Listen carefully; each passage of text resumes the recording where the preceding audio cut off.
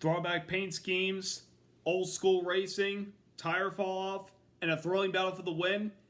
That's why I love NASCAR when they go to Darlington.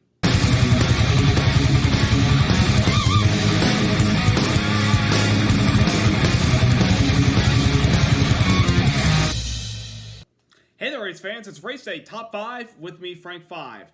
Darlington Raceway, the track too tough to tame, the lady in black. She provides everything for a NASCAR fan to enjoy. Good old-fashioned racing, side-by-side action, massive tire fall-off. And yesterday, at the end of the race, we saw a thrilling battle for the win between three drivers, but one of them came out on top and broke a long 3-year winless streak. Let's get into all that went down at Darlington yesterday. Number 1, Bad Brad is back! Brad Keselowski returns to NASCAR victory lane by winning yesterday's Goodyear 400 at Darlington Raceway, beating out Ty Gibbs, Josh Berry, Denny Hamlin, and Chase Briscoe for the victory. It's been a long time since Brad Keselowski won a race, and yesterday he finally broke a 110-race winless streak dating back to 2021 in April at Talladega. It's been that long for him, and at that time he was driving for Team Penske. He did make the playoffs that year, but then he decided to go in a different direction when he went to Roush Fenway Keselowski Racing, that he became an owner in 2022. Joined the team, struggled that first year, but then last year he had a nice rebound year where he was able to have some really good runs and make the playoffs. And this year he's been close a few times by nearly winning a couple weeks ago at Texas and Talladega, but finishing runner-up in both races to Chase Elliott and Tyler Reddick. But yesterday, Brad Keselowski was able to bring the 6th car and Roush Fenway Keselowski Racing to victory lane for the first time this season, and the first win for Ford this year. Keselowski ran really strong all day long inside the top 5. He had a really good car, particularly when it came to the long runs.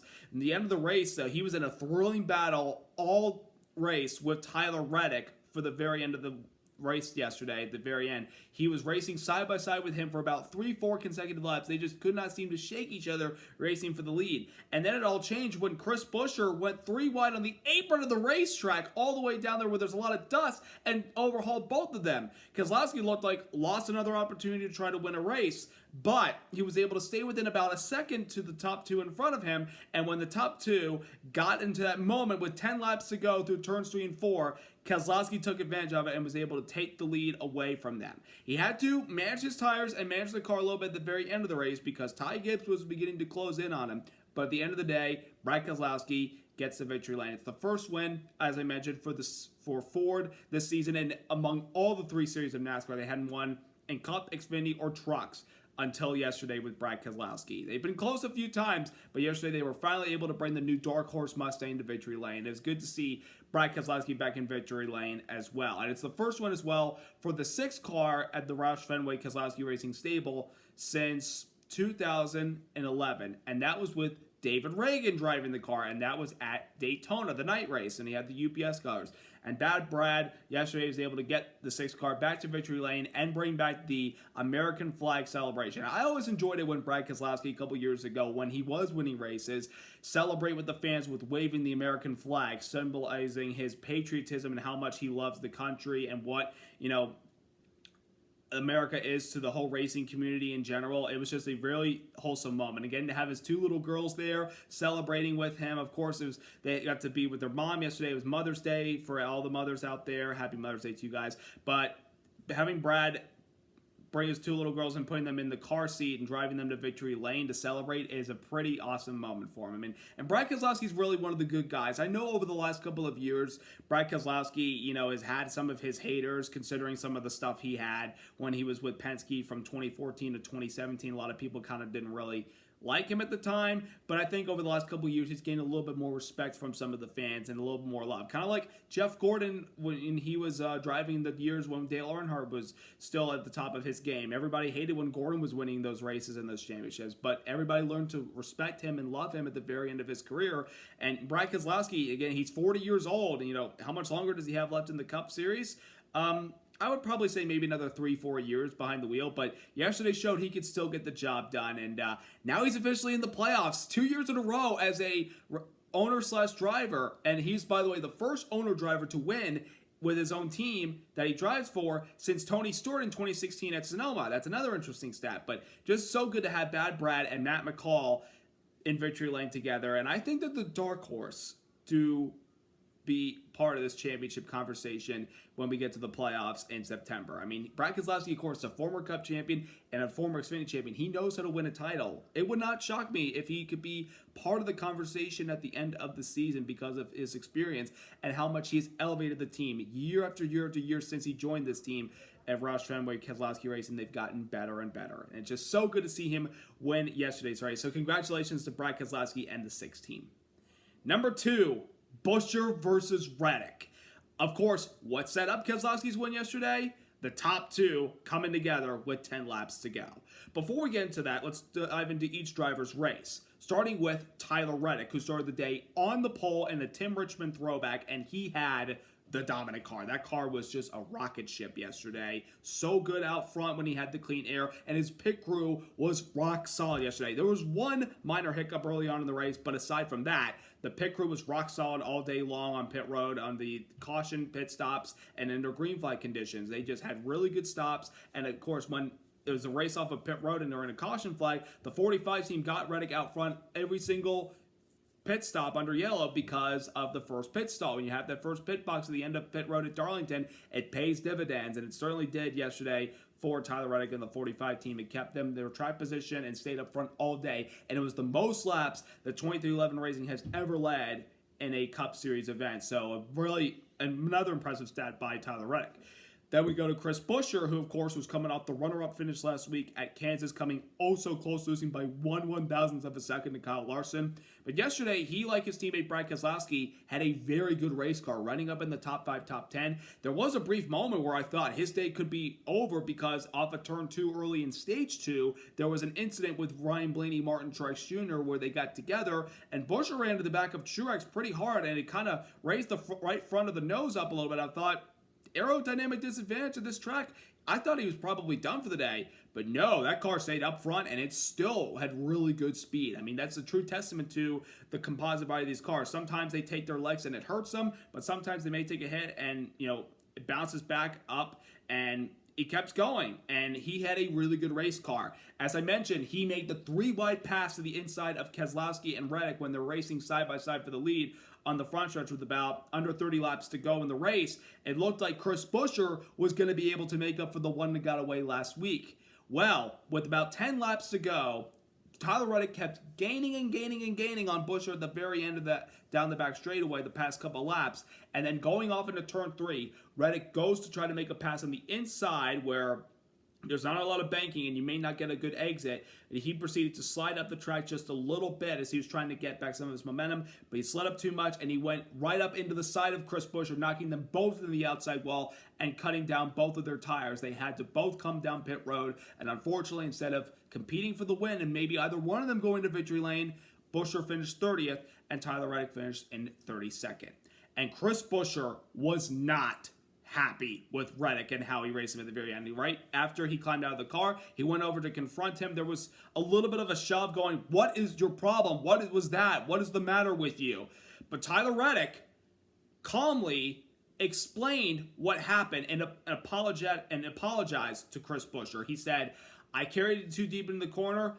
I slid up and I got up into you. The last thing I wanted to do was to hurt your race car. I could care less about mine." Reddick was very apologetic, and that's not the way that Tyler Reddick drives. He's a very good race car driver that races everybody else out there with respect. I haven't heard really anybody say anything bad about how Reddick has raced them on the racetrack. He's a good race car driver, and I do feel like he was very sorry explaining what happened at the very end of the race yesterday. But Buescher wasn't buying it. He wasn't having it because he's like, "I don't have a checkered flag sticker on my name board onto my car," which is where you put the little sticker after you win a race signifying that you've won and you're in the playoffs. He doesn't have that yet. Tyler Reddick has one. He got it at Talladega. Chris Buescher doesn't have one yet. He thought he had it last week, didn't get it.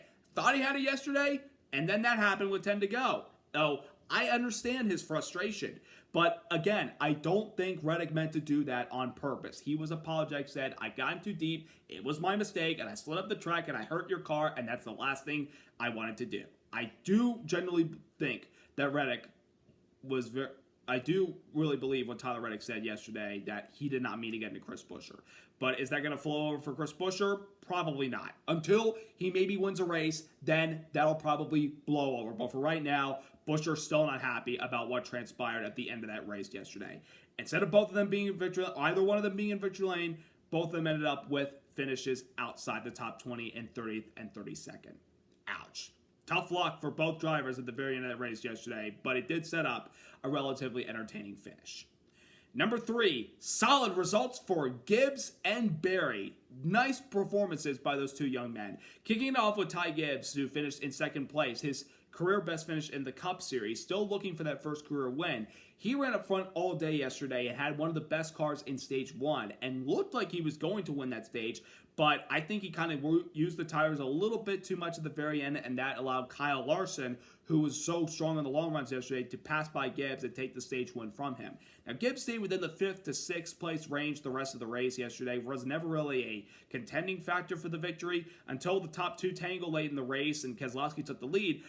Gibbs was starting to make a little bit of ground at the very end of those final 5 laps to try to catch Brad Keselowski, but I think he was a little too far behind, especially with how the top 3 were bunched up at the front there for the final 20 laps of the race. He was a little too far back, and even though he was gaining a little bit, it was too little too late for Ty Gibbs. A very talented young man, and sometimes can be a little polarizing. He will find his way to victory lane eventually, just wasn't meant to be yesterday, but a great result for him because the last couple of races have been kind of mediocre for him, aside from the top 10 at Dover. And didn't finish well at Talladega. He was running well last week at Kansas until he had to pit late and, of course, finished a lap down, so that kind of hurt him. But a good point save for him yesterday. And then we go to Josh Berry, who is first year as a full-time driver in the Cup Series for Storehouse Racing. I'd say he's done a good job for the most part this year, learning week in and week out. In the last couple of races, he's finished well inside the top 15, and yesterday he picks up his best finish of the season, his second best finish in his Cup career, because last year he finished runner-up to Kyle Larson when he was filling in for Chase Elliott at Richmond, finishing in second place.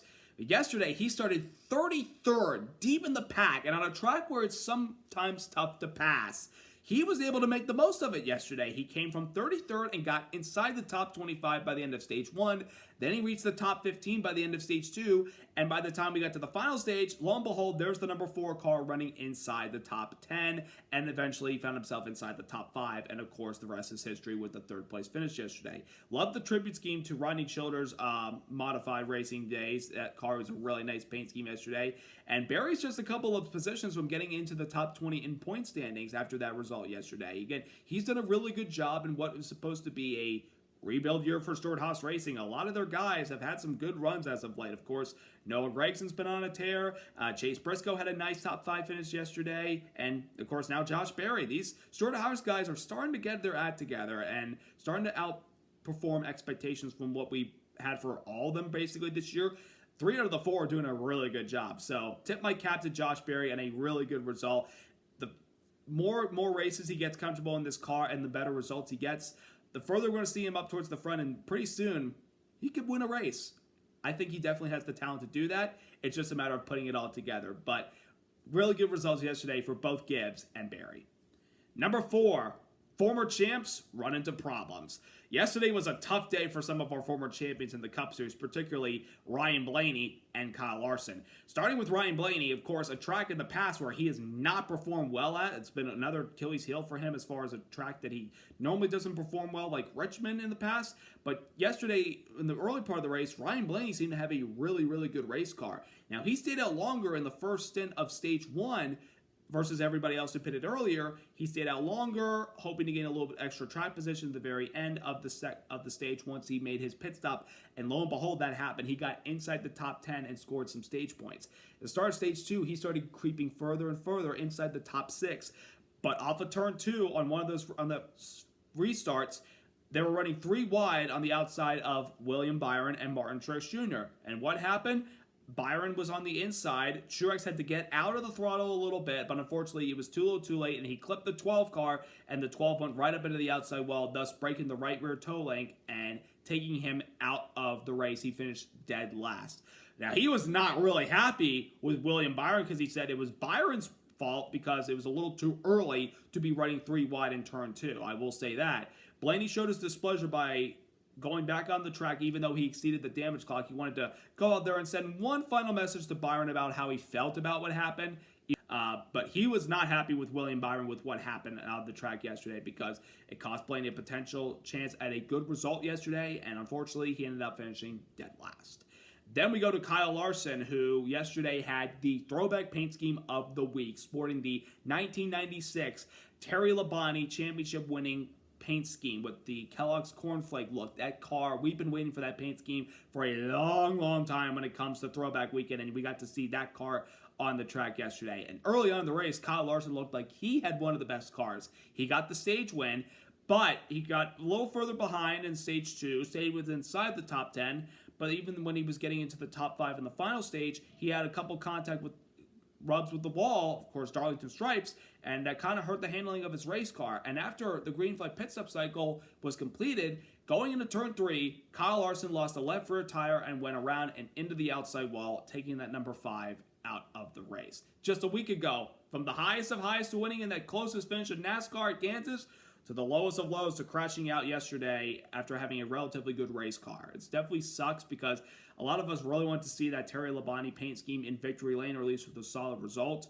It was cool to see up front early on in the race, but I think in stage 2, when he kind of got pinned in that deeper in the traffic, he was not able to really get up there and be a race-winning car like I thought he was going to be. But a tough break for both of our former champs yesterday with exits that resulted in rough finishes. And number 5, the racing at Darlington. Now, we all know Darlington sometimes is a track that's tough to pass, especially with the not a lot of banking in the lower portion of the track where up towards the wall, that's where the banking is the most, and that's where you're able to generate a lot more speed off of the corners versus on the bottom of the racetrack. And early on in the race yesterday, when you get in that clean air, of course, you have a pretty good handling race car versus in the middle of the pack where you can't go anywhere. A lot of guys had problems with that yesterday. But when we have a lot of tire fall off, and this track is a cheese grater to these tires, we see comers and goers here and there, and we saw a fair amount of that yesterday.